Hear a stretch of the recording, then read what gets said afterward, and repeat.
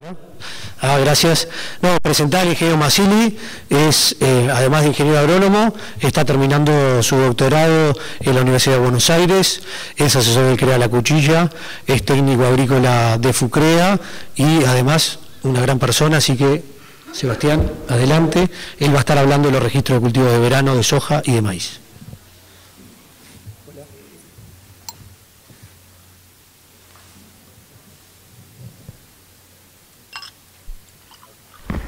Bueno, buenas tardes, les agradezco la participación. Yo les voy a estar contando lo referido a soja y maíz, y a diferencia de zafras anteriores, que siempre contamos cómo había sido la zafra anterior, contamos que había explicado los altos y los bajos rendimientos, y nos enfocamos a comparar la zafra anterior. Si bien hacíamos algunos coeficientes, juntábamos mucha zafra, siempre el énfasis estaba en explicar qué explicó los resultados de la zafra anterior, qué explicó los buenos rendimientos en una zona, qué los malos en otra, y eso era el foco. Y en este año, tomando algunas críticas, críticas constructivas, dijimos, bueno, empecemos a hacerle preguntas a la base de datos y no contemos cómo fue el año, sino si podemos empezar a dar el paso de aprender a partir de la información. Tenemos una base del 2006 hasta ahora de una cantidad de área de todos los cultivos, pero especialmente de soja y maíz en cultivos de verano. Bueno, entonces sí, a partir de esa información, si no podemos hacerle preguntas a la base y contestar más allá de explicar por qué el año rindió mucho o rindió poco, dar ese paso. Así que la presentación se va a basar en preguntas que tenemos o que nos hacemos los asesores cuando discutimos, cuando presupuestamos cultivos, y cómo podemos contestarla a partir de esta información. Entonces, ¿qué le preguntamos a la base de datos de soja de primera? ¿Qué nos gustaría saber? Y bueno, ¿cuáles han sido las estrategias de grupo de madurez por fecha de siembra más exitosas del soja de primera en los últimos años, en función de cómo fue el año y el ambiente donde estoy? Básicamente es, cuando nos ponemos a discutir de cultivar o de cultivos dentro de los grupos o con el conjunto de asesores, no tenemos consenso y muchas veces tenemos preconceptos de que tal grupo de madurez es muy estable y tal grupo no es estable, y bueno, a veces esos preconceptos que tenemos los comparamos con los datos reales y no coinciden o terminan coincidiendo y asegurando lo que pensamos. Entonces, tratando de estar desarticulado, de no pensar qué es lo que iba a dar, empezamos a hacer este análisis. Antes que nada, contarle que eso de análisis está hecho en 160.000, casi 161.000 hectáreas, distribuidas en un tercio en cada zona, como mostró Diego, esto para solo soja de primera, pero en especial tenemos mucha información del 2009 hasta el 2012, o sea que mucho del análisis va a estar basado del 2009 al 2012, ya que en esta zafra no solo teníamos menos datos, sino que muchos estaban ubicados en el litoral sur principalmente. Estos son el rendimiento medio FUCREA de toda la base, 2.422 kilos. Si tuviéramos que presupuestar con la base FUCREA, tenemos que poner soja de primera 2.422 kilos, si asumimos la media, pero esa media está compuesta de 3 años de poca área y rendimiento en torno a 2.000 kilos, y los últimos 4 años, 3 de los cuales los rendimientos fueron muy buenos. Solo el rendimiento estuvo igual a este grupo de datos el año 2010-2011, que si recuerdan fue un año niña, y para recordar lo que no está nativo, años niña son años que a priori llueve menos, o sea hay menos probabilidad de lluvia, en ese caso se cumplió lo que se había esperado, había llovido menos, entonces tuvimos un promedio de 2.000 kilos, pero el resto de los años tuvimos en torno a 2.500, 2.600, 2.700 kilos, muy buenos rendimientos, y cada año explicamos porque llovió más en febrero, se llovió en distintos momentos, pero el resultado fue, de los 4 de los últimos años, 3 de muy buenos rendimientos. Antes de empezar a estudiar y decir, bueno, ¿qué importancia tienen los grupos madurez, las variedades, todo esto que vamos a discutir en determinar los rendimientos? Entonces colocamos en un modelo estadístico toda la información y le preguntamos, a ver, definir qué es lo que me permite, qué importancia relativa tiene cada uno de esos factores. Entonces para ese análisis nos tuvimos que hacer caer una cantidad de chacras que no teníamos toda la información completa, pero nos quedamos con 2.232 chacras. Subió el rendimiento, se acuerdan que era 2.410, ahora subió a 2.477, porque eliminamos algunas chacras, y esto lo voy a aclarar esta vez, pero no se preocupen si el rendimiento medio cambia 20, 30, 100 kilos más, 100 kilos menos, porque a veces tomamos distintas, eliminamos o tomamos alguna chacra de acuerdo al análisis y la información que tenga cada una de las chacras. Si tenemos que eliminar alguna, eso nos cambia el rendimiento medio, pero no de forma significativa. Entonces 2.232 chacras, el rendimiento medio a 2.477, y lo primero que separó entre más o menos rendimiento, ¿en qué año estuvimos? De los 4 años evaluados, esto del 2009 al 2012, el 2009, 11.2 y 12.3 tuvo mayor rendimiento, 2.690 versus 2.035 que tuvo el año 2010-2011. Lo mismo que veíamos en la gráfica anterior. O sea que el primer escalón del rendimiento lo está marcando el año. ¿En qué rendimiento nos vamos a ver? Depende de cómo vino el año, si llovió más o llovió menos. El segundo escalón de rendimiento, para la zafra de peor rendimiento, lo marcó en qué zona estábamos. Si el año no había acompañado, es un año seco, y además me tocó estar en esta zona, que tenía 300 chacras, en este grupo el rendimiento era 1.700 kilos. Pero si fue un año seco, yo estaba en el litoral, en cualquiera de los dos, el rendimiento fue 2.221.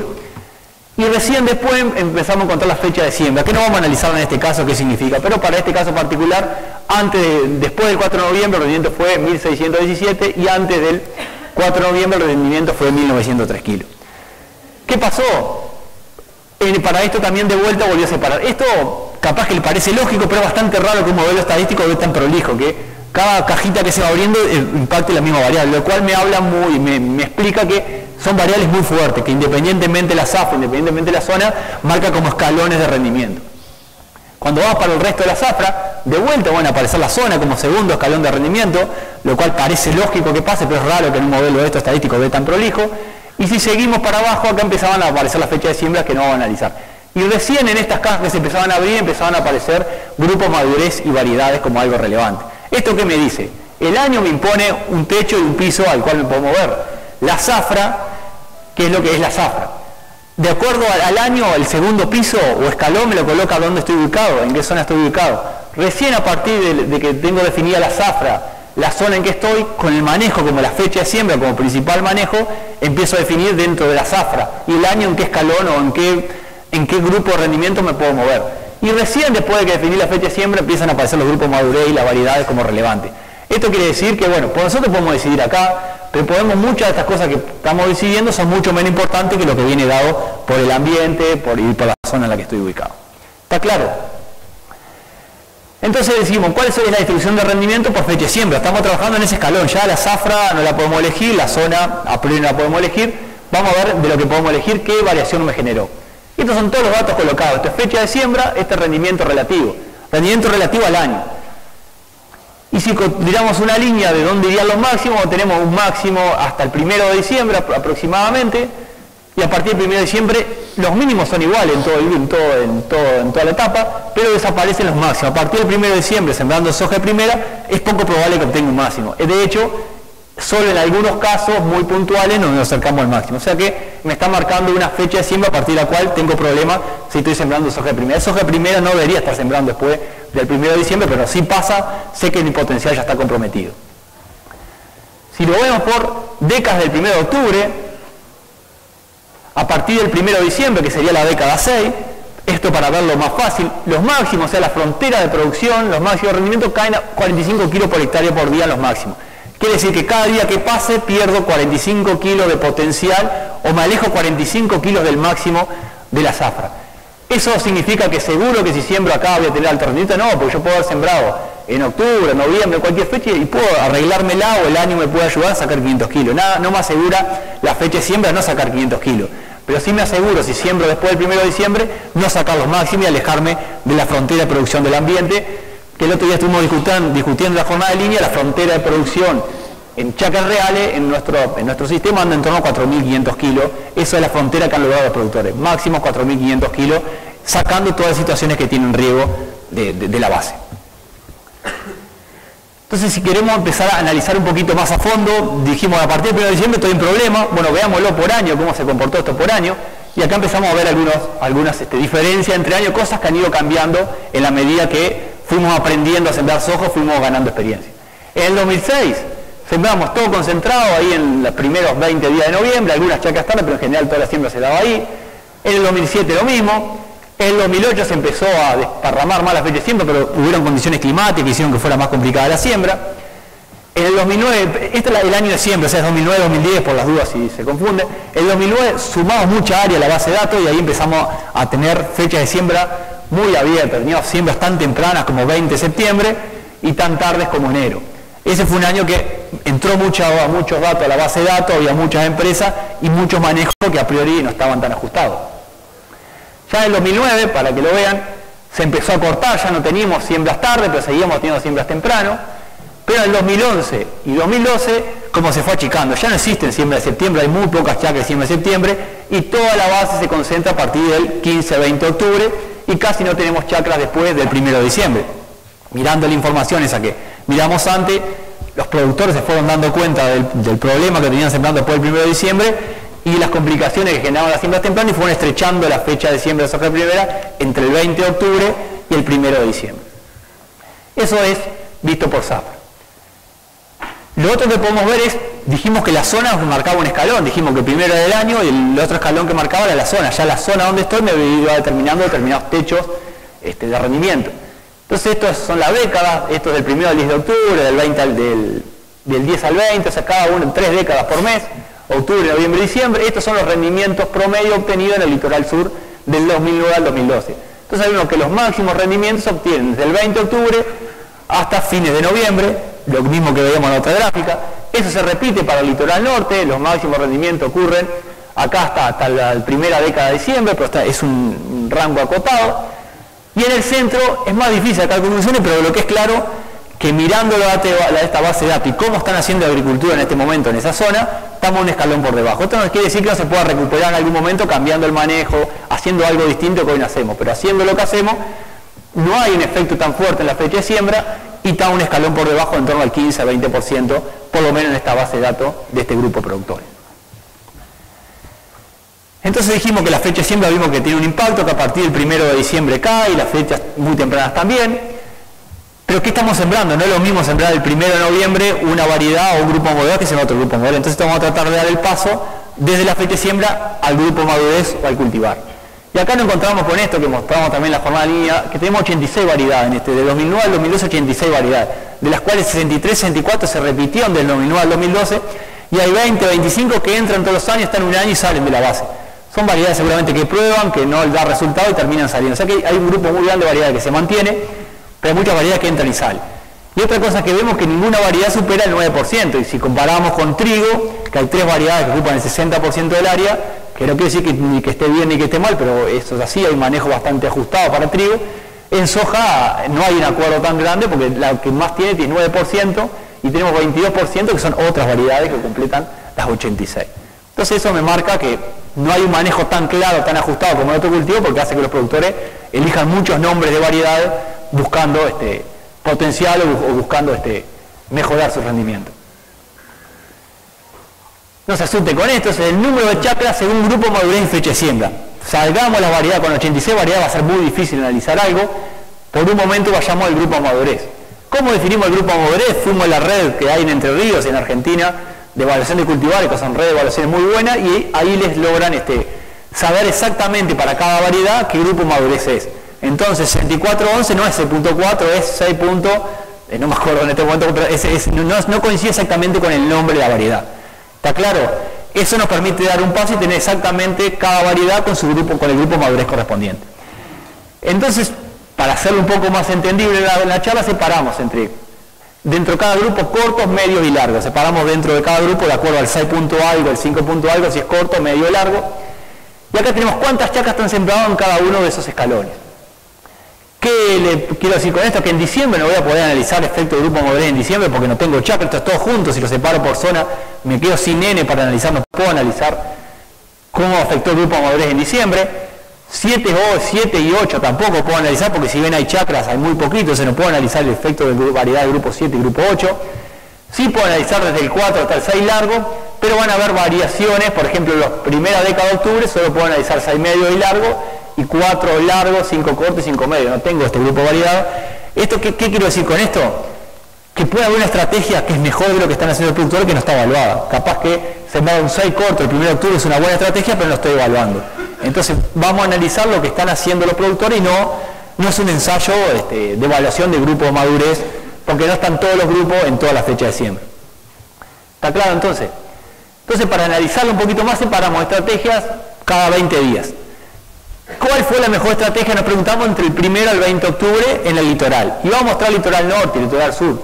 Todo en conjunto porque analizando los datos vimos que no había diferencia en el análisis de esta manera. O sea que todo el litoral en términos promedios se maneja de la misma manera. Entonces esto es el 2009-2010, este fue el rendimiento medio de 4, están en orden, 4 largo, el rojo 5 corto, el verde 5 medio, y así sucesivamente para la zafra 2009-2010, 2010-2011 y para el promedio. ¿Qué cosa vemos para arrancar? Cuando analizamos en términos promedio no hay diferencia grande entre variedades. Si yo no supiera cómo va a ser el año que viene y tuviera que elegir una variedad, y bueno, en promedio parece que no tengo demasiado sesgo para elegir. son todas más o menos parecidas. Y eso en parte es lo que nos muestran los modelos. Cuando hacemos un análisis de varianza con muchos años en conjunto, la variedad o grupo de modelos nos parece importante, porque se borran los efectos entre lo que es bueno un año y lo que es bueno otro. Pero dijimos, analicemos cómo fueron los años. Tuvimos el 2009-2010 y el 12-13, el año que pasó, como año caracterizado como niño. O sea, repito, un año niño es un año que llueve por encima de la media y que esperamos mayor rendimiento, por lo menos menor déficit hídrico. El 2009-2010, por ejemplo, un año niño, los grupos 4 largos y 5 cortos marcaban una diferencia muy importante en rendimiento. O sea, fecha de siembra temprana, año niño con buenas condiciones de precipitaciones, y un grupo corto fue mucho mejor en términos medios que cualquiera de los grupos largos sembrados en ese periodo. El 2012-2013 fue un año niño, que las lluvias fueron un poco distintas, no hubieron demasiadas diferencias, pero de vuelta los 4 y los 5 no se diferenciaron negativamente del resto de la variedad. ¿Por qué estoy haciendo énfasis en los 4? Porque muchas discusiones que teníamos en asesores y dentro del grupo es, los grupos 4 en cualquier momento no son estables y no permiten alto potencial. Y los datos para este grupo de fechas de siembra nos están diciendo lo contrario, o sea, al revés. Son los que tienen más potencial y en un año que no hubo diferencia, por lo menos se diferenció negativamente. Después tuvimos el 2010-2011 considerado como niño, y también en ese año, en ese grupo de fecha de siembra, del 1 al 10 de octubre para la zona litoral, terminó siendo una buena estrategia este grupo de madurez, no diferenciándose demasiado con los grupos 6, con lo cual puede ser una estrategia. Y en un año neutro, pues este año es neutro clasificado por la temperatura del océano, pero si uno lo analiza cómo se lleva el régimen hídrico en las condiciones nuestras, se parece más a lo que es un año niño. Muy seco hasta febrero y con lluvia a partir de febrero. Lo que pasa es que después fue un año muy favorable. Bueno, pero es neutro desde el punto de vista de temperatura, pero si lo vemos en nuestras condiciones podríamos ponerle niño, pero bueno. Pero en un año parecido, en ese año neutro, si bien estos grupos 5 medios y 6 largos tuvieron un poco más rendimiento, esto no es significativamente diferente, son todos iguales, y de vuelta esos grupos cortos que a priori teníamos la hipótesis que le iba a ir muy mal, no terminó ocurriendo eso. Esto en el litoral. Analicemos lo mismo del 1 al 20 de octubre, pero citamos la zona centro. Y bueno, si ponemos 2.500 kilos, que el rendimiento medio de Fucrea, o sea, solo en un año con condiciones muy extremas no logramos alcanzar ese rendimiento medio. ¿Por qué pasa si estamos en la zona centro y tenemos que sembrar el 1 al 20 de octubre, o sembrar el 1 al 20 de octubre? ¿Cómo les fue con los distintos grupos madurez? El 2009 al 2010, a pesar de que estamos en el centro, se generó una diferencia muy grande para este grupo madurez, fueron condiciones hídricas muy favorables para el periodo crítico de esos cultivos, aún en la zona centro, y no son pocos datos que están ubicados acá, porque podemos decir, bueno, son 5 datos, no, son datos que están bastante balanceados, son diferencias estadísticamente significativas. No puse las letras para no marear, pero hay diferencia.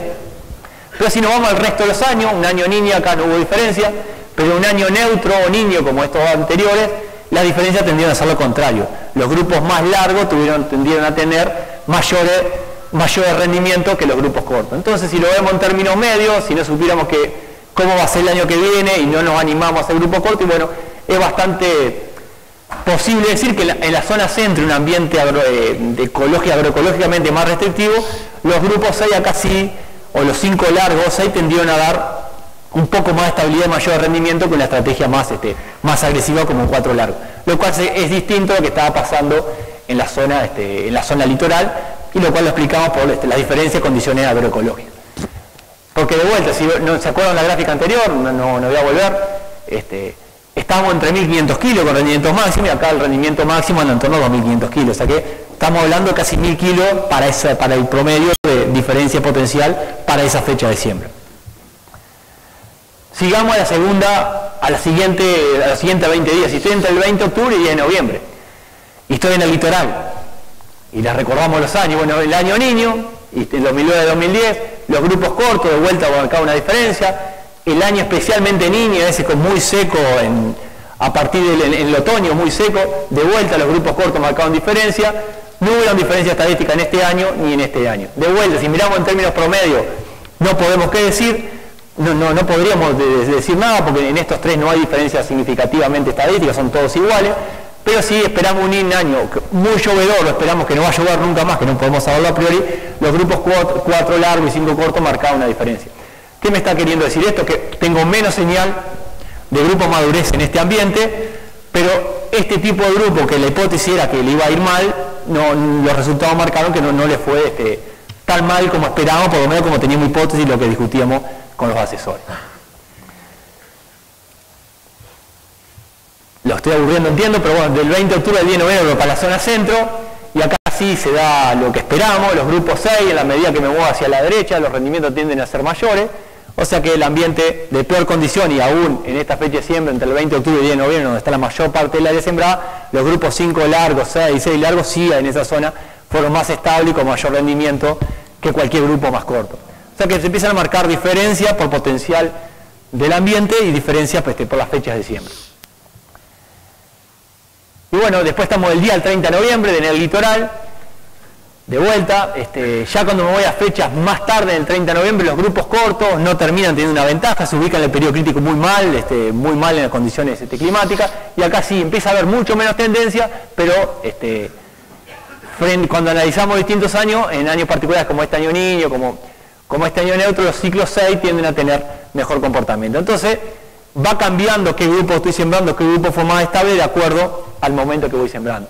Y para la zona centro, del 10 al 30 de noviembre, podemos hacer un análisis para los últimos 2 años, pero tenemos muy pocas chacras. O sea, esto es lo que da en términos medios, pero no hay diferencia significativa. No podemos hacer el análisis para este grupo de chacra en particular, porque tenemos muy poca área del 10 al 30 de noviembre. Está claro que en el centro siempre es mucho más concentrado en los 20 días anteriores.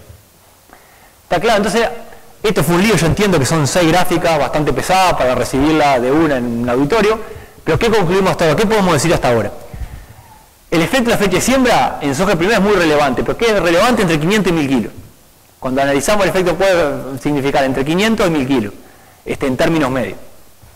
La interacción fecha de siembra por el grupo madurez, pero por la zona de lo más determinante el rendimiento medio obtenido. No importa el grupo madurez, importa qué grupo madurez, en qué zona y en qué fecha de siembra estoy hablando. O sea que no podemos decir este grupo madurez mejor que el otro, sino este mejor que el otro se comportó mejor en los años anteriores, en tal zona y en tal fecha de siembra. Esa sería la interacción, o de lo que deberíamos hablar, y no de si está variado, si este grupo mejor que el otro, sino es dónde estamos hablando, en qué zona y en qué fecha.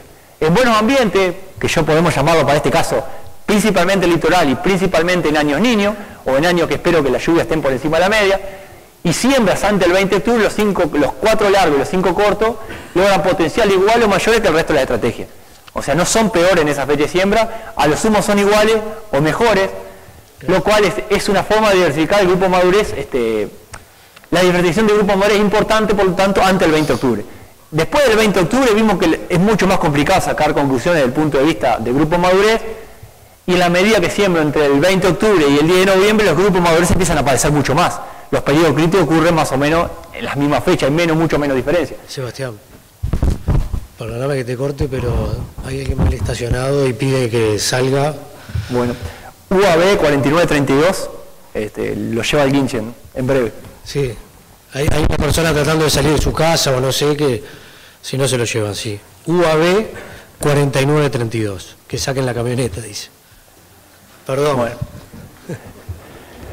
Bueno, vamos arriba. ¿Cómo vengo el tiempo? ¿Cómo vengo el tiempo? Ahí te servíamos. Bueno, seguimos. Solucionado el tema logístico.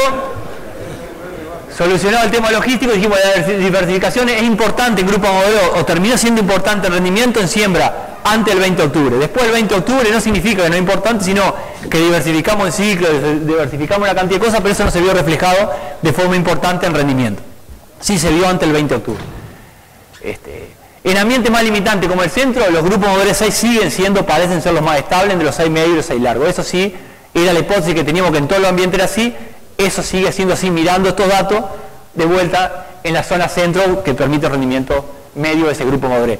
Esto no significa que no haya otra estrategia que sea mejor. Esas son las estrategias que usan los productores, que vimos que había cantidad de huecos de grupos madurez de fecha de siembra que no estaban ocupados. Pero mirando lo que hacen, parece que esto es lo que está pasando. Pero dentro de cada grupo madurez hay diferencias genéticas a explorar. El otro día en la jornada de Iña vino Adriana Cantoli, que es ecofisióloga de soja, estuvimos discutiendo la presentación y me dijo, bueno, está todo bien este análisis de grupo madurez, pero fíjate que en ambientes donde se logra mucho rendimiento, el efecto variedad es mucho más importante que el grupo madurez. Entonces tratamos de hacer el ejercicio a ver si para nuestras condiciones, nuestros potenciales, el grupo madurez había impactado de alguna manera. Y bueno, para la siembra antes del 20 de octubre, los 3 grupos que había, las 3 variedades que había más más datos. Esto era 5009, 46.3 y 49.90. Disculpen, esto solo para el litoral, que era donde había más N. No vimos para este grupo diferencia importante en media. Sí en la variación, 49.3 es la que parece tener mayor variabilidad. Para que puedan leer la cajita, el puntito es el rendimiento medio. El tamaño de la caja me indica de alguna manera la variación. Cuanto más larga la caja, más variación tengo en la cantidad de los datos, y la liñita es los valores más extremos. O sea que yo lo que preferiría es tener una variedad que tenga una cajita chiquita con mucho rendimiento, que siempre saco alto rendimiento. Es cosa casi imposible de lograr porque hay otros factores, pero en la medida que la caja esté con el puntito más arriba y la caja sea más chiquita, tiende a ser un cultivar más estable, porque puede ser muy chiquita la caja con rendimiento muy bajo, es muy estable porque siempre saca poco rendimiento. Entonces queremos que sea la caja chiquita y lo más arriba posible. Y bueno, entre las más sembradas, que las 5009 y 49.90, no parecen haber diferencia importante en rendimiento ni en variabilidad analizada toda la base para el litoral y para ese grupo de fecha de siembra. O sea, que la hipótesis que nos decían que probáramos para este grupo y para los potenciales que estamos logrando parece no estar afectando. No significa que si subimos el potencial nos empiezan a diferenciar más la variedad, o en chacras puntuales con alto potencial pueden diferenciarse una variedad de otra. En términos medios no hay diferencia.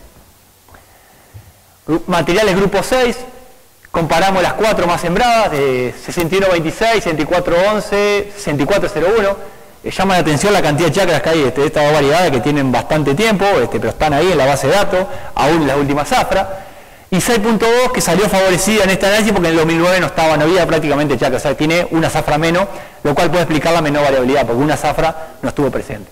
Pero bueno, sacado eso de lado, podemos ver que las dos variedades más nuevas, 61.26 y 6.2, tienden a tener rendimientos medio mayores, pero no mucho más grande que la variedad que tiene una cantidad de años, y variabilidades todas tienen parecida. Esta no sabemos si la variabilidad es menor porque tiene un año menos o porque es algo asociado a la variedad, que bueno, que eso habrá que evaluarlo a partir de ahora. ¿Esto qué nos quiere decir esto? Que no hay efecto variedad, no hay efecto variedad, hay que buscarlo esto en términos medios, pero no es tan fuerte. El efecto grupo madurez para nuestra condición y los potenciales que estamos logrando parece ser más importante que los ambientes capaz que en Argentina, que estamos un escalón por encima y la variedad tiende a tener más peso en la medida que los rendimientos son mayores. Y acá hace un comparativo para este grupo fecha de siembra con las 3 variedades más sembradas: 7.0, 61.26, 5.8 y 5009. Entonces esto, por ejemplo, para la zona centro, en este grupo fecha de siembra tenemos que la 7.0 rindió 2.200 kilos, para la 61.26 2.500 kilos, un poquito por encima, pero con mucho más variabilidad, o sea que en términos medios logró ese rendimiento, pero mucho más variable. 5.8 en ese ambiente tuvo rendimiento por debajo y además variable, en ese grupo de fecha de siembra, y 5009, a pesar de que ser un grupo bastante corto, tuvo rendimiento medio, no tan por encima del grupo más largo, a pesar que habíamos dicho que para la zona centro eso era así, pero una variabilidad muy importante. Y bueno, esto le queda en la carpeta para que está bueno para analizarlo por lugar. Pero, por ejemplo, 7.0, cuando lo comparamos entre las 3 zonas, el mejor ambiente está claro que es el litoral. 5009 se diferencia mucho en el litoral cualquiera de los dos, y bueno, y se cae en la zona centro, y así podemos seguir viendo cada una de las variedades. Pero el efecto más grande de vuelta lo estamos viendo por ahora a nivel de grupo. Capaz que en la medida que sigamos explorando la base y entendamos mejor cómo funciona el sistema, podremos sacar 4 o 5 grupos de variedades con mejor comportamiento, pero a priori parece que lo que está mandando por ahora es el grupo madurez. Es donde cae el periodo crítico y cómo son las lluvias en ese periodo crítico. Básicamente eso es lo que está marcando la diferencia de rendimiento. Entonces, resumiendo la pregunta que nos habíamos hecho, nos habíamos preguntado cuál es la mejor estrategia de acuerdo a la fecha de siembra, para distintas fechas de siembra, de acuerdo al grupo madurez y zona. Además de elegir, podemos decir, el grupo madurez, la variedad también es relevante en la medida que subamos el potencial. El manejo, fecha de siembra, grupo madurez, cultivar y zona, ajusta el rendimiento potencial del año. No nos olvidemos de eso. Podemos tener la mejor variedad, el mejor grupo, pero el escalón, se acuerda que lo ponía el año, no lo ponemos nosotros. Evaluar en buenos ambientes, grupo madurez 5 corto como opción de diversificación y potencial, creo que es algo que tenemos que empezar a probarlo, por lo menos no significa hacer todo el área de esto, pero si viene el año niño, tengo un buen campo y estoy en el litoral principalmente, es una opción de diversificación que muchos la habíamos descartado a priori porque decíamos que no era estable. Hay que evaluar dentro de cada productor, pero es algo a empezar a tener en cuenta. Hay muy poco porcentaje de esto en la base y los rendimientos, lo que el resultado es bueno, entonces exploremos eso. Y en el litoral sur el ambiente atenúa mucho las variables que son importantes en otras zonas. Entonces nos preguntamos, ¿esto no sería una oportunidad de mejora? Nos pasa cuando usamos la base de datos continuamente. diferencia importante por un manejo en el litoral norte, en el centro, vamos al sur, parece que no importa lo que hagan, que el año marca el potencial y el año nos termina mandando. Entonces, no estaremos perdiendo de ganar algo en el litoral sur. Está el caso del trigo en el centro. En el 2009 decíamos, el centro no se puede hacer trigo, rendía 40% menos de la media. Pasó el tiempo, se cambiaron las variedades, se cambió la fecha de siembra y el trigo en las últimas 3 zafras, o por lo menos 2 zafras, rindió lo mismo que la media litoral. Entonces hubo un problema, los productores lo atacaron, cambiaron la fecha de siembra y 3 o 4 materiales y lograron igualarse.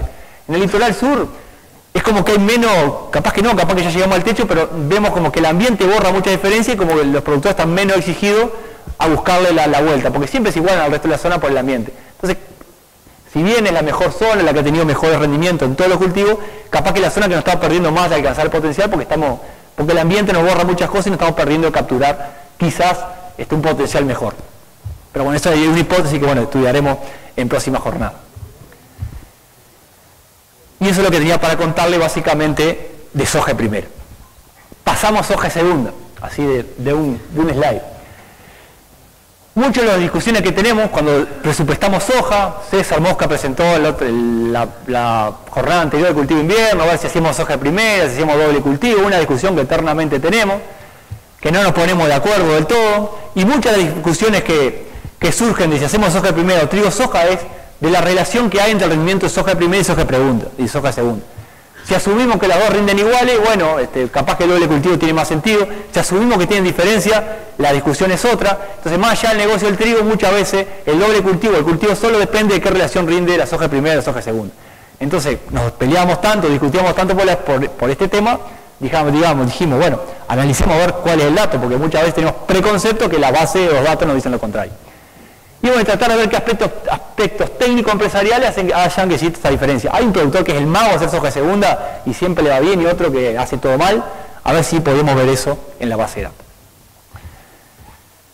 Si miramos a nivel general, dijimos 2.421 kilos soja de primera, 2.105 soja de segunda, con diferencia entre años, eso nos da una diferencia de 15%. O sea que si tuviéramos que presupuestar y supiéramos dónde estábamos, el promedio de FUCREA, entre primera y segunda hay 15% de diferencia. O sea, hay diferencia, 15% de mucha diferencia. 300 kilos de soja son una cantidad de dólares, o sea que hay diferencia. ¿Podemos decir que la diferencia sea un año niño o un año niña? Y no. Lo que sí sabemos que los años niñas son los años de peor rendimiento de soja segunda. Pero también sabemos que años niños, que tenemos excelente rendimiento de primera, como el 2009, puede llover mucho cuando tenemos que sembrar la soja segunda, entonces tenemos el agua pero no tenemos el cultivo. O sea que el año niño me asegura mal los rendimientos, por lo menos aseguró mal los rendimientos de soja segunda, pero el año niño no nos aseguró los mayores rendimientos de primera, porque muchas veces teníamos el agua pero no teníamos el cultivo. Entonces, no es tan fácil como decir que los niños hay una relación y los niños hay otra y los neutros hay otra. Es un poco más complejo porque depende no solo de que llueva, sino de que podamos sembrar el cultivo, básicamente la segunda. Eso a nivel general. Cuando vemos por zona, son todas las zonas iguales, porque muchas veces la discusión es, bueno, vos estás en el litoral sur y ahí es todo igual, y vos estás en el centro y la diferencia es grande. Y bueno, parte tenían razón cuando discutíamos esto. Este es el rendimiento medio del 2009 al 2012 del centro, 2.130 kilos. Litoral norte 2.600, litoral sur 2.700. Estos son los rendimientos de segunda, eso nos da una diferencia de 480 kilos entre primera y segunda en la zona centro, 556 en el litoral norte, o sea, los kilos son mucho más grandes, y 267 en el litoral sur. Y bueno, muchas discusiones que teníamos, bueno, vos estás ubicado en el sur, entonces es razonable que tenga menos diferencia y que te guste hacer más soja de segunda, por decirlo de alguna manera, porque la ganancia, los kilos que ganas por no hacer trigo son muchos menos. Y si estás en el centro o en el litoral norte, parece que esos kilos eran mucho más y había mucho más para ganar no haciendo cultivo antes. Y esas son las diferencias. Pero eso en términos medios. Entonces dijimos, ¿cuáles son las diferencias a nivel de productor? O sea, agarramos una base 2010-2012 y dijimos, ¿qué productores podemos seguirlo a la base de datos? Que es un problema que estamos mejorando a partir del proyecto FOMIN o a tratar de mejorar la base de datos, que muchas veces no tenemos trazabilidad a los productores, porque un año lo cargan con una sociedad, otro año cargan con otra sociedad, cambian el postpotrero. A veces no podemos hacer la trazabilidad exacta de qué productor, cómo le fue este año y cómo le fue el año siguiente en esa base de datos tan grande. Haciendo el ejercicio logramos juntar 18 productores, que es bastante en esta base, 3 en la zona centro, un grupo en el litoral norte, otro grupo en el litoral sur, y calculamos qué relación tenía entre soja primera y soja de pregunta. ¿Cuánto rendía la soja primera dividido el rendimiento de la soja segunda? Eso nos da para los 18 productores que tenían 1,37 de la relación para los del centro, 1,28 para el litoral norte y 1,25 para el litoral sur. De la muestra de productores elegidos que trazamos en la base de datos, esta había sido la diferencia. sea, el litoral norte y el litoral sur se parecen mucho más que en términos promedio, se parece mucho más en términos promedio, pero hay diferencias muy grandes entre productores. Por ejemplo, un productor de la zona centro tiene 1,60. O sea, o le va muy bien con soja de primera o le va muy mal con soja de segunda. Porque el índice está compuesto por rendimiento de soja de primera y rendimiento de soja de segunda. En cambio hay otro en la zona centro que tiene 1,18 de diferencia. Mucho mejor o igual que mucho del litoral norte. O sea que además del efecto zona, hay un efecto productor que lo podemos ver en términos promedio en este caso. Entonces, ¿qué determina la diferencia? De vuelta al mismo modelo estadístico, a ver qué separaba la diferencia. Quedaban 54 observaciones porque había productores que estaban más de una zona, o sea que eran 18 productores, pero se repetían. Un productor puede estar en las 3 zonas. El valor promedio de todo eso va a 1,28, el rendimiento de primera contra el rendimiento de segunda. La zafra de vuelta nos marcó cómo se diferencian. El 2010-2011 fue 1,61, una diferencia muy grande, y el resto de la zafra 1,12.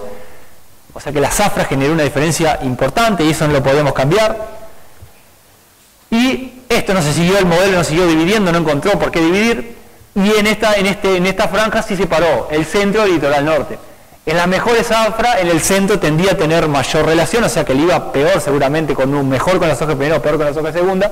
Y en el litoral llegó a ser tan cercano como 8%. O sea que en términos promedio había 28% de diferencia, pero si te tocaba un año, en este caso de año de buen rendimiento, y además estaba en el litoral, esa diferencia fue solo 8%. O sea, 8% de rendimiento, 200 kilos, 100 y algo kilos, si estamos hablando de un rendimiento medio de 2.400 kilos. O sea que la diferencia era bastante chica. En cambio, si estamos en un año bueno, pero estamos en la zona centro, eso se debería ser tan grande como el 30%. Bien, entonces muchas de las discusiones que estábamos teniendo, estamos diciendo lo mismo, pero estamos mirando productores distintos. O sea, el que tiene 8% seguro toma una decisión distinta que el que tiene una diferencia de 30% entre soja primera y soja segunda. Entonces eso explicaba mucho las discusiones que teníamos de si hacemos modelo cultivo, si hacemos un cultivo, es qué diferencia de rendimiento estábamos mirando. Y recién a partir de acá abajo, en lo que quise poner en cuadrito, empezaba a aparecer el efecto productor. Los productores jugaban después de que estaba dada la zona y que estaba dado el año. O sea, no hay un productor que sea el mago de hacer soja segunda que siempre tiene un buen índice. Bueno, hay productores mejores que otros, pero la zona y la zafra marcaban que esa diferencia sea mayor o menor. La otra hipótesis era qué generaba esa diferencia, que mi hipótesis inicial, para ser sincero, era que los buenos productores habían mejorado mucho la soja de primera y la soja de segunda la habían mantenido, entonces el índice se separaba porque cada vez había más rendimiento de primera. Y muchos asesores decían, no, en realidad lo que cambia es la soja de segunda. No me gusta dar razón, pero bueno, tenían razón. Esta es la relación rendimiento de primera y segunda con rendimiento de soja.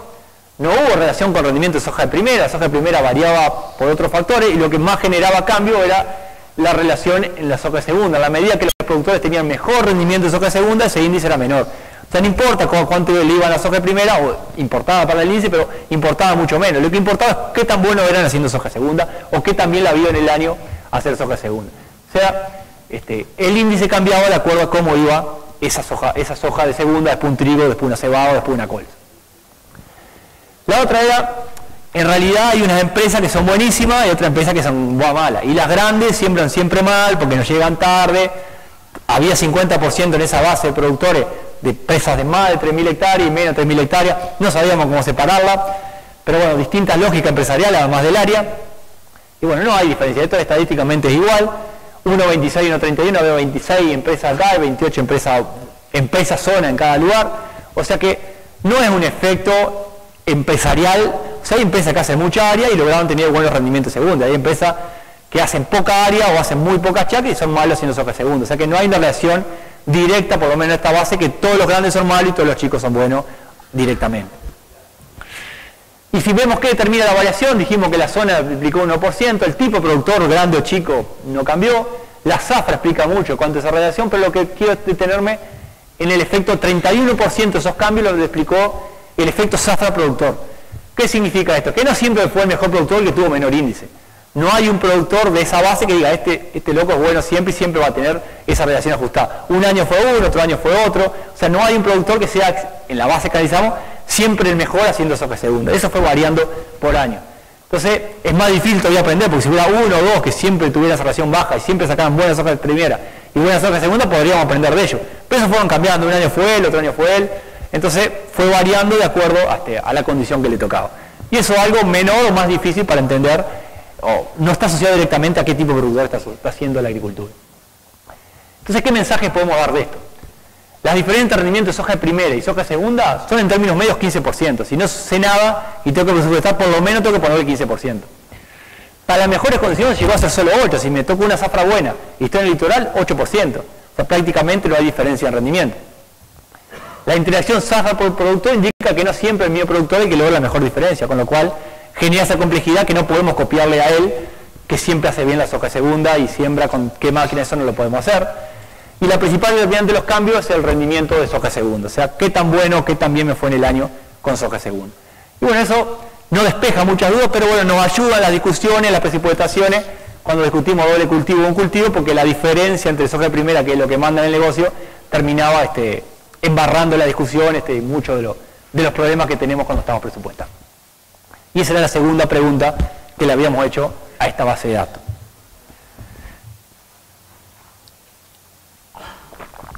La tercera pregunta y última, se le hicimos la base de datos de maíz.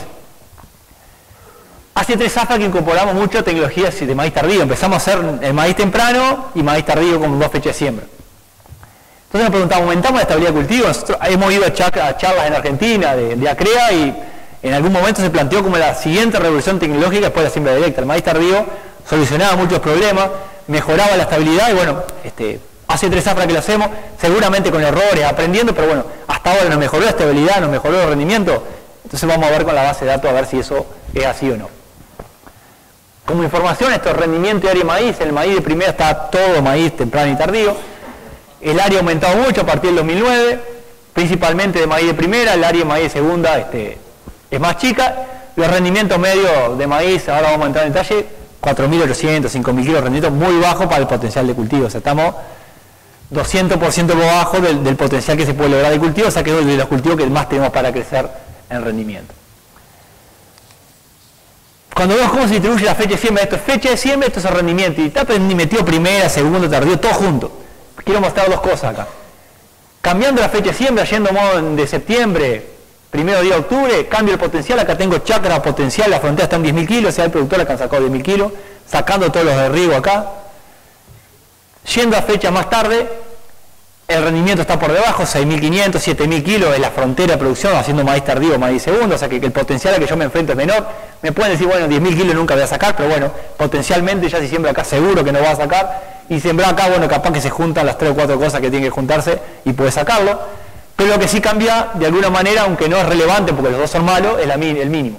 Los mínimos para las siembras tempranas andan en torno a 1.000 kilos, o sea, hay gente que ha sacado 1.000 kilos de maíz por hectárea y eso, mirando los números, es espantoso. Y bueno, y con maíz tardío estamos en 1.800 kilos. Me van a decir entre 1.000 y 1.800 kilos, es malo, ¿no? Pero bueno, el piso lo subimos un poquito sembrado tarde. O sea, acortamos la distribución en maíz tardío de segunda es menor que en maíz de primera.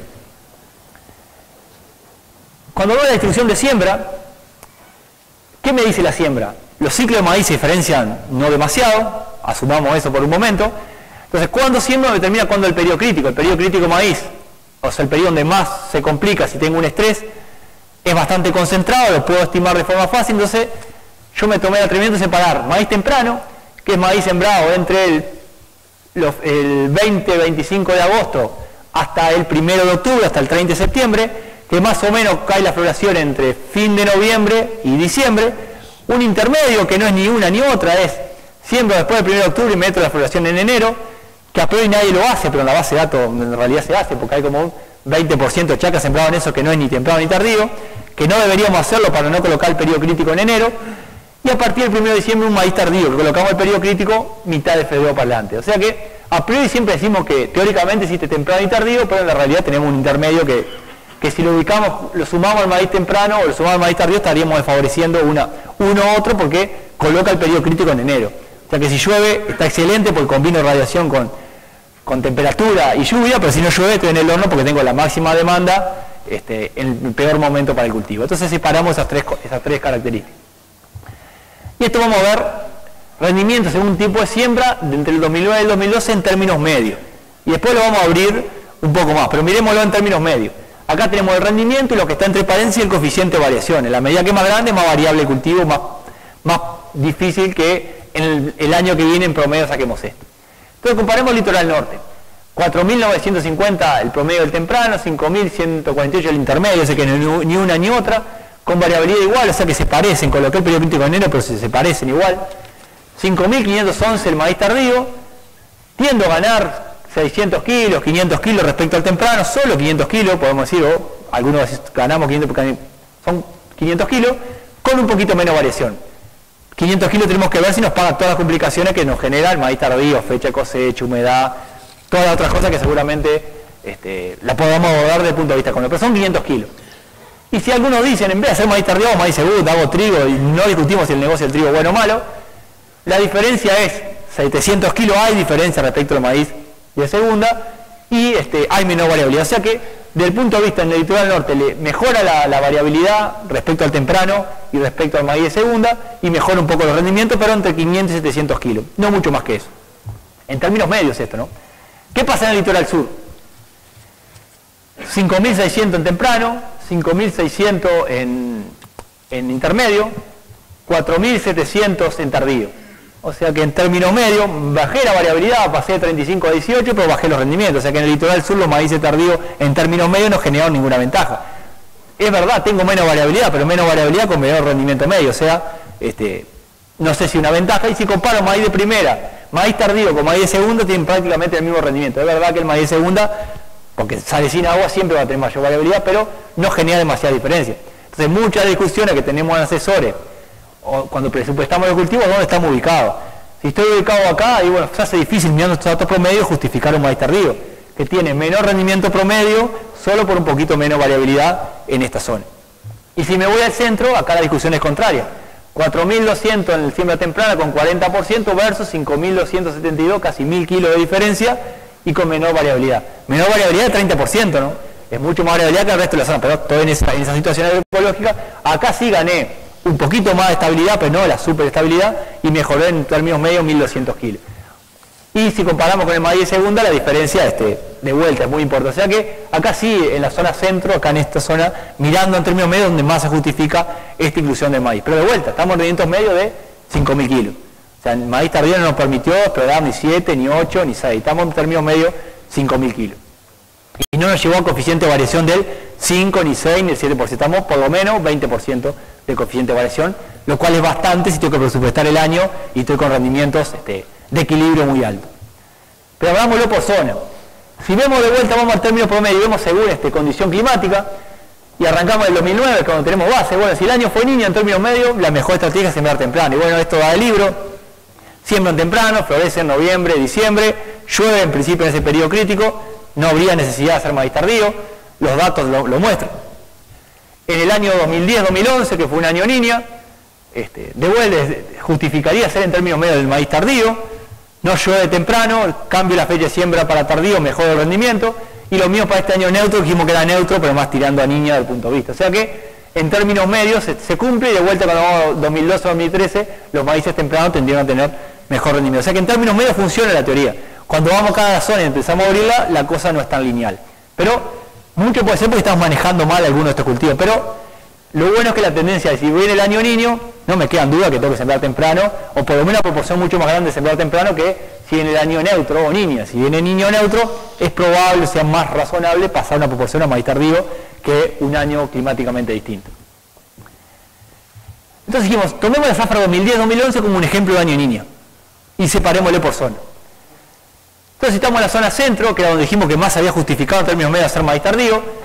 El año es niña, el tardío justificó la diferencia. El promedio fue 5.200 kilos, todo estadísticamente diferente, versus 4.100 kilos maíz temprano. O sea, fue año niña, cambié a maíz tardío, mejoré el rendimiento en casi 1.100 kilos. En el litoral norte no podemos evaluarlo porque había muy poquitas chacras de maíz tardío, o sea que lo tomamos en cuenta para esta gráfica. Y aún en año niña, en el litoral sur, no hay diferencia. Hay diferencia en kilos, pero no son diferencias significativas. O sea, dio todo lo mismo, no importa cuándo sembramos. 4.600, 4.000, fue todo lo mismo desde el punto de vista. O sea que no justificó para el grupo de chacra del litoral sur meternos en el lío del maíz tardío, por lo menos mirando estos datos. ¿Qué pasa cuando vamos al 2011-2012 con un ejemplo de neutro niño? No sé. En el centro un efecto muy importante, pero esto no lo toman en cuenta, o no lo toman en cuenta porque son 12, 13 chacras, o sea, son muy poquitas chacras en este maíz, pero bueno, si se mantiene la tendencia y supongamos que no es 7.400, que es 5.500 kilos, lo que sea, hubo una tendencia a tener mayor rendimiento. Lo mismo para el litoral norte, en un año neutro que se comportó como niña, y hubo una tendencia, una pequeña tendencia en el litoral sur, pero esto no fue significativo, fue todo igual desde el punto de vista, la variabilidad fue mucho más grande que la diferencia que tenemos en términos medios. Entonces, de vuelta, se justifica la diferencia solo en el centro y en el litoral norte, mirando la base alta. Y de vuelta, no lo quiero aburrir, para el 2012 ocurrió lo mismo, un año niño, el temprano en la zona centro ganó, tuvo una diferencia a favor, si esperamos que el año niño siempre tendrá a ser mejores, ocurrió lo mismo en el litoral norte y ocurrió de mucho más marcado en el litoral sur. ¿Está claro? Entonces, ¿qué nos dice esto? Que existe posibilidad de cambiar la fecha de siembra y mejorar el rendimiento, en especial si estoy en el litoral norte o en la zona centro, donde más efecto voy a tener, y en el litoral sur, por alguna razón, no está ocurriendo eso. El maíz temprano siguió teniendo los mismos rendimientos que fueron malos, los rendimientos medios, pero no mejoramos los rendimientos en la estabilidad por cambiar de maíz temprano a maíz tardío. ¿Esto significa que no hay que hacer el litoral maíz tardío? No, significa que hay que seguir trabajando, por lo menos explorar por qué está pasando esto. Capaz que el ambiente, hay que buscar otras causas, pero sí, en el centro del litoral norte justifica cambiar porcentaje a temprano y tardío de acuerdo a lo que esperamos del año. Y ya estoy terminando, nos queda maíz de segunda. Un dato menor, hay un 20-25% de las chacras de maíz segunda sembradas antes del 1 de diciembre, o sea, sembradas del 20 de noviembre, son cebada, grano húmedo, colza, cultivos que por alguna razón se cosechan antes, que son maíz temprano, temprano, muy temprano, con lo cual se transforma en un maíz intermedio, colocando el periodo crítico en enero. A priori esperamos eso que genere un problema negativamente, pero los datos nos están mostrando lo contrario, hemos discutido, bueno, estos son los datos, no tenemos la hipótesis que lo explique, pero siembras tan tempranas como de maíz de segunda, como el 20 de noviembre, 30 de noviembre, que a priori diríamos no sembremos ahí porque ubicamos mal el periodo crítico, del 2009 al 2012 en este grupo de años terminado teniendo mayor rendimiento y menor coeficiente de variación que a siembras de diciembre. Los libros dicen todo lo contrario, que si tengo un maíz de segunda debería esperar hasta el 1 de diciembre para sembrar, para cambiar el periodo crítico y para bajar la variabilidad, pero los datos nos están diciendo esto y bueno, tenemos que explorar por qué está pasando eso. Y si comparamos maíz segundo, maíz tardío, que es una discusión que tenemos de asesores, ¿para qué hacer maíz tardío si puede hacer segunda? Los que le tienen afinidad por el cultivo de trigo, bueno, sin discutir el número del cultivo de trigo, comparamos que en los 20 primeros días en la zona centro del 1 al 20 de diciembre, siempre ganó el maíz tardío y bajó la variabilidad frente al maíz de segunda, y bajó la variabilidad, lo único que hizo bajar la variabilidad en siembras muy tarde. No aumentó el rendimiento, simplemente es menos variable que a maíz de segunda. Cuando comparamos el litoral ocurrió lo mismo, siempre ganó el maíz tardío, por lo menos hasta el 20 de diciembre, bajando la variabilidad, y en siembras muy tarde lo único que me hace, no me asegura más rendimiento que un maíz segundo, sino lo único que me hace que sea menos variable la distribución de rendimiento. Entonces la pregunta, ¿aumentamos la estabilidad? ¿Logramos algo incorporando esta tecnología? Y en términos medios, el maíz tardío no aumentó el rendimiento, pero sí baja la variabilidad de lo mismo. Lo único que nos hizo bajar la variabilidad en algunos años. Aunque en un escalón de rendimiento más bajo. El escalón de rendimiento de un maíz tardío tiene potenciales más bajos. La principal ventaja la observamos en años niños o neutros, en especial en el litoral norte y en el centro. En el resto de la zona, en el litoral sur, no vimos la ventaja de incluir el maíz tardío. Lo que no significa que no la tenga, los datos nos lo están mostrando. La comparación entre maíz tardío y maíz segunda determina que el tardío mejora el rendimiento, pero lo más importante disminuye la variabilidad. A veces vemos los rendimientos medios de maíz segunda y nos embalamos, pero la variabilidad de maíz segunda es muy importante y el maíz tardío es un rendimiento bajo, pero mucho más estable cuando estamos comparando estas dos tecnologías. Y bueno, es una opción clara de diversificación para el cultivo, pero usada responsablemente. O sea, no hay que hacer todo tardío ni todo temprano, o sea, debemos, de acuerdo a lo que esperamos el año, cambiar los porcentajes que alocamos a primera, segunda y a tardío, de acuerdo a lo que esperamos el año. Esa sería la forma más responsable de capitalizar esta tecnología que se ha incorporado al sistema en los últimos 3 años. Muchas gracias y bueno, después en el corte esperamos las preguntas.